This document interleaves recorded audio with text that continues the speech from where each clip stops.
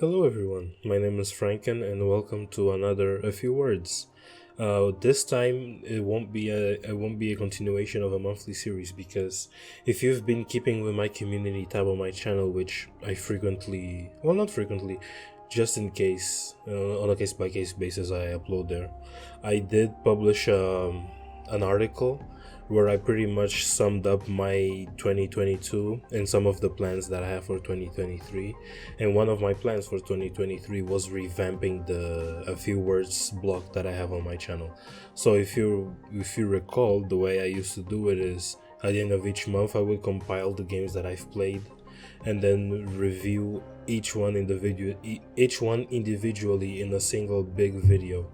But then I came to the conclusion that I have to change that because that type of content, it is easy to make, and I'm kind of a perfectionist and I really hate that because seeing my regular videos alongside with a few words, it kind of bugs me having like this cheaply easily made type of series be more prevalent on the channel than the big dedicated one. So yeah, I'm only changing it for a personal reason. So from here on out, the A Few Words videos will only be focused on a single game, and now we'll review them like a non-scripted. Yeah, I'm gonna review these games in a non-scripted way, and I hope you really enjoy it. So the first game and I was actually surprised how quick this was, but the first game that I finished this year is Dying Light, which it's a game that I've had for a long time but never picked up. So for context, I bought the game a few years ago but never got around to play it until this year, honestly, when me and my friend were playing World War Z, the game, which is really fun. I think you guys should play. If you have a buddy to play that game with, I think you should play with them. And during our playthrough, we were thinking, man, there has to be other co-op games that we need to play because me and my friend are really big into co-op games and we like playing together. So then Dying Light suddenly came to mind, like, yo, I have Dying Light, let's co-op that. And from there, yeah, we just went through the game. Since we both share accounts, he just downloaded the game from my account, and then the following day, I believe, which was the first or I think it was the 2nd of January, we started playing the game, and holy shit, it is a really fun game. I was not expecting it to be that fun because in the past I've seen videos and reviews and playthroughs of Dying Light, and I had an idea of what it was, but to actually play the thing, it's completely different. It's one thing to watch Dying Light and think, that game, it looks fun. I mean, it's just another generic zombie game, but at least there's parkour, which is unique. But when you actually get to play it and interact with the game mechanics and the overall flow of the movement with the parkour and shit, it is really fun. It is really fun. So first off the bat, I have to say gameplay here is king. I've already seen some clips of the game, like I mentioned, and I had some expectations from playing Mirror's Edge.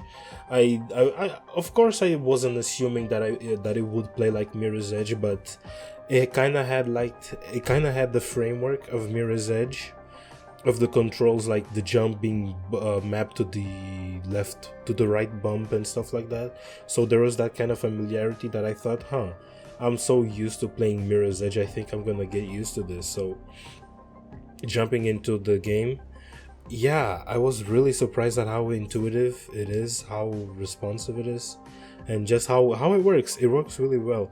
Oh, by the way, speaking of Mirror's Edge, I'm actually making a video on that game. Yeah, I'm actually making a video on that game, and I hope I can release it within this month, which is the plan.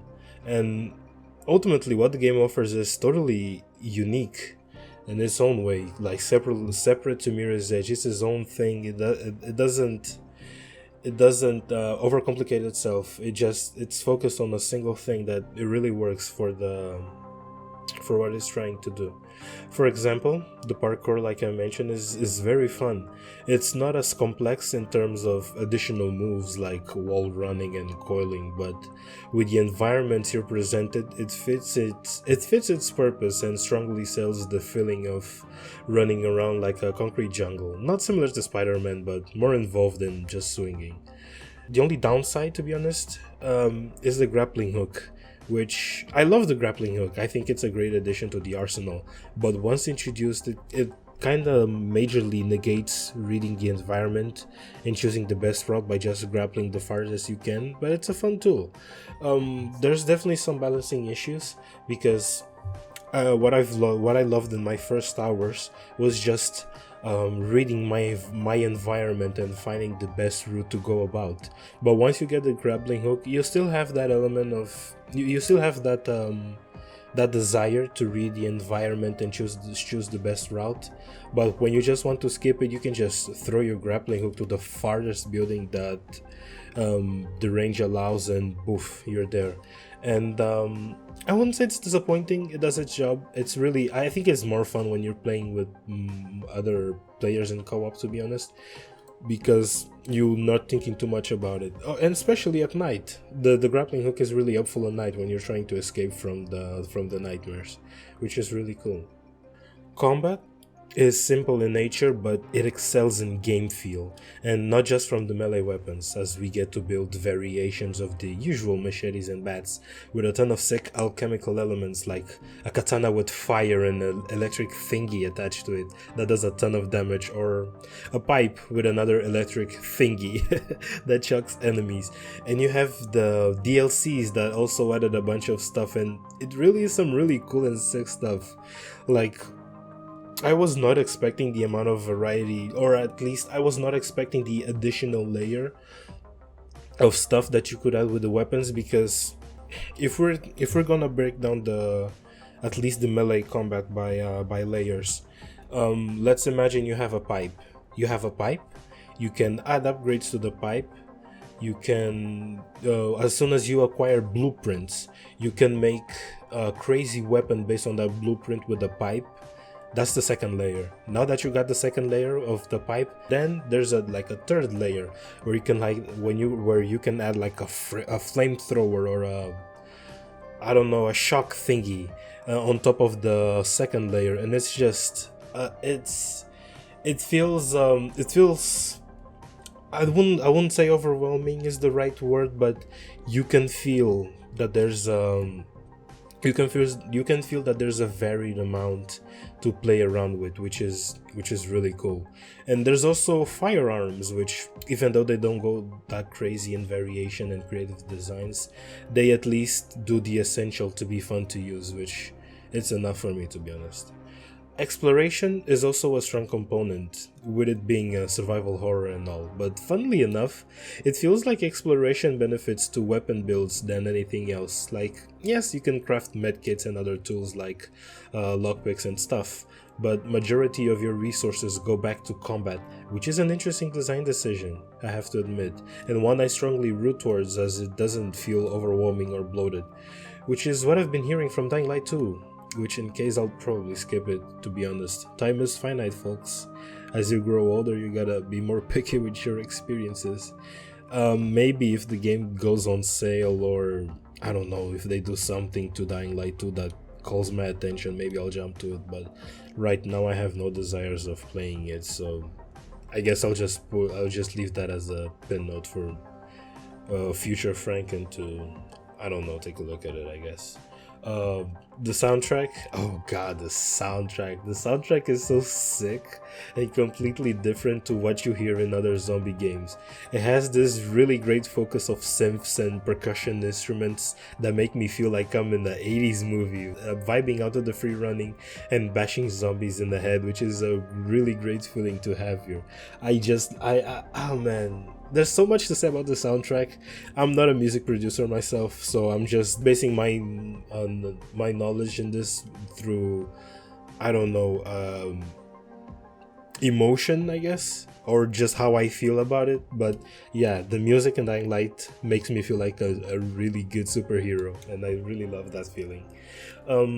the story, it's so weird because the story had some potential, I have to admit. The first act starts really strong, with you making your best efforts to prove yourself that you're capable and can help around the building. But once Act 2 starts, which I consider it to be when you reach Old Town, it really falls apart and many of the ideas established feel thrown out around for the sake of making you emotionally feel something by the end of it, which honestly, it is what it is.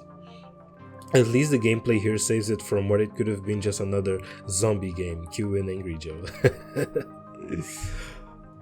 So having said that, I feel like the best way to enjoy this game is through co-op with a friend and leaving the session open for other players to join, because the general community is so friendly and helpful. Like a few days ago I posted a video of me and my friend getting a crap ton of money, 800k to be precise, and it literally blew our minds.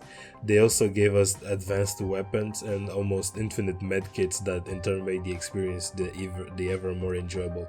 Like even yesterday, like as soon as me and my friend finished the game, we jumped into the following DLC, which by the way it is really fun, and it's such a shift from constantly jumping and running through like driving buggies and stuff like that. I'm really loving the DLC. But yeah, just yesterday we also had the same thing. Like this random guy, he just joined our session and the first thing he asks is like, yo, do you guys need something? I got medkits, I got weapons. I was running low on medkits, so I asked him for some medkits. And my friend was he was running low on really powerful weapons, so he gave him one. And then at the end of it, we just say, "Oh no, we're good. Thank you for everything." And the guy just says, have a happy New Year." And it's like, oh man, I miss this type of warmth from the gaming community in games, you know? I wish more games had a community as strong as Dying Light. I hope it becomes more common in the future. Also, small note, but shout out to the team for making a zombie apocalypse outside of America, which in this case, Turkey is used as a place of inspiration for the game, as the environmental design and characters feel very unique and somewhat refreshing in this genre. And with that, that's all I have to share about it. If you enjoyed the video, leave a like, comment, subscribe, activate the bell, and share it with peeps you think will enjoy it.